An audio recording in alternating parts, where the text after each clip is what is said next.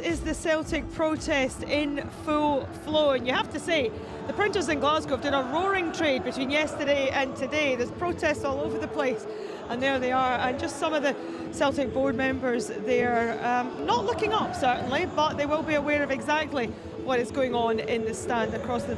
Charlie, this won't have any effect on the players. We saw it yesterday at Ibrox. They managed to put off the field issues aside. They'll be fully focused on football. Yeah, once you get to this point, it's fully focused on the game.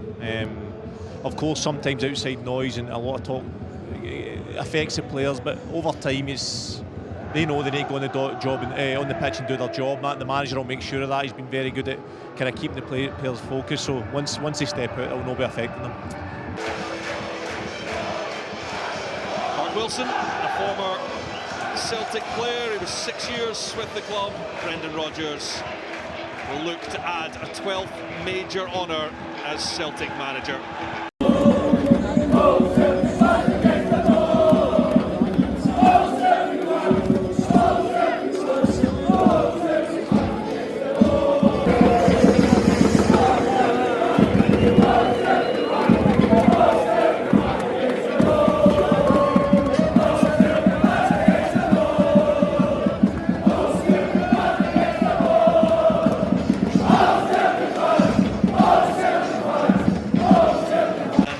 Is going to lead to a bit of a delay. Celtic fans demanding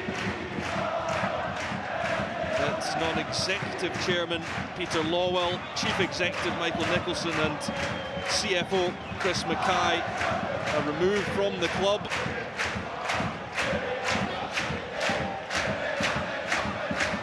Just currently being removed from the pitch. Well, there would be a start to get this game underway.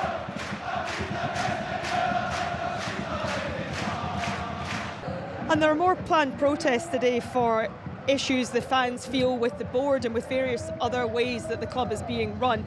I mean, one bit of good news for Celtic that was released on Friday was that, you know, they posted profits of almost 34 million after tax, but surely that is just going to infuriate these supporters even further, the fact it wasn't spent, or some of it. Well, they almost feel then it justifies their actions because of the disappointment of the window, the lack of spending. What probably also was in those figures, I think operating costs went up £15 million. So it's not like they haven't invested in the squad. You then look around and think, how much money do you keep going at? What has been overlooked? Clearly it's all to do with missing out in the Champions League. This team should have been more than capable of beating Almaty in the qualifying. That's the bit that's getting overlooked and it's being thrown back to the board. But ultimately, the Celtic fans want change. The Celtic board are quite happy how they're running the club. You only have to look over the last 15 years to see how financially viable they've been. The player trading model, the progress they've made, the trophies they've won. I think they've done not too bad a job. There's plenty of boards around the country would take that. However, the demands here at Celtic seem to be different than everywhere else, and they want they have higher expectations and they want to be playing Champions League. Yeah, so